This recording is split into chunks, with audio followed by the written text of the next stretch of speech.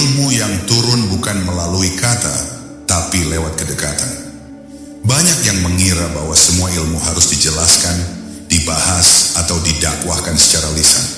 Tapi Rasulullah menunjukkan bahwa ada ilmu yang justru hanya bisa dipahami melalui kedekatan. Bukan kedekatan fisik, tapi kedekatan ruhani. Ma'rifat bukan ilmu yang mengandalkan kalimat, tapi pancaran batin. Ia seperti api yang berpindah dari satu bara ke bara lain, diam tapi menyala. Itulah mengapa Nabi lebih sering memandangi sahabat tertentu dalam hening daripada menjelaskan panjang lebar tentang rahasia ilahi. Di antara para sahabat, ada yang diberi ilmu lahir dan ada yang diberi ilmu batin. Umar bin Khattab dikenal dengan kekuatan dalam menegakkan hukum.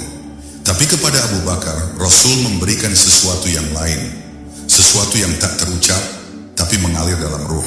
Rasul berkata bahwa jika keimanan seluruh umat ditimbang dengan keimanan Abu Bakar, maka iman Abu Bakar lebih berat. Mengapa?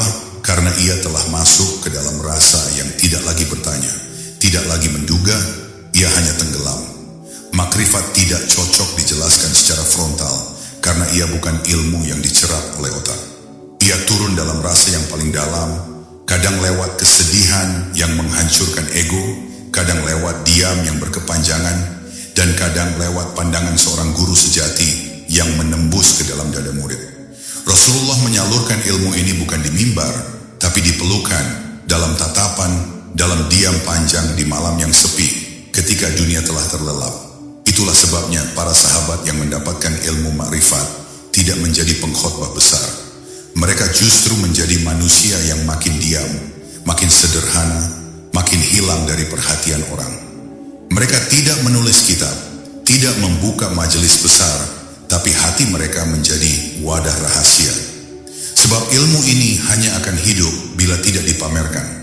Jika ia diumbar, maka ia akan kehilangan rasa sucinya, dan justru berubah menjadi bahan tontonan yang membingungkan. Mengapa Rasul tidak menyampaikan makrifat seperti beliau menyampaikan tentang wudu atau zakat? Karena makrifat tidak bisa dipelajari dalam satu waktu.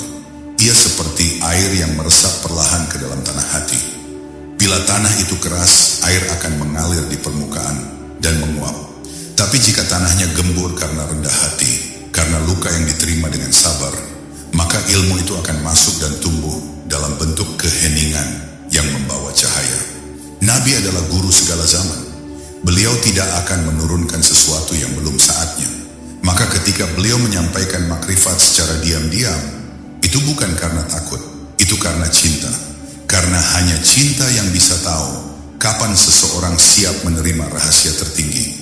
Bahkan dalam kisah Isra Mi'raj, Rasul tidak menyuruh semua sahabat mengalaminya. Hanya beliau yang diperjalankan. Karena setiap ruh punya waktunya sendiri untuk diperjalankan menuju hadiratnya. Jadi jangan heran jika engkau mencari-cari makrifat lewat buku, video, atau majelis, tapi tetap merasa kosong.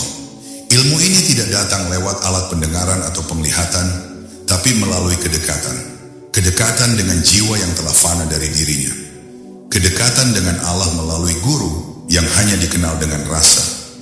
Jika engkau benar-benar ingin makrifat, bukan hanya mengetahuinya, maka rendahkan dirimu.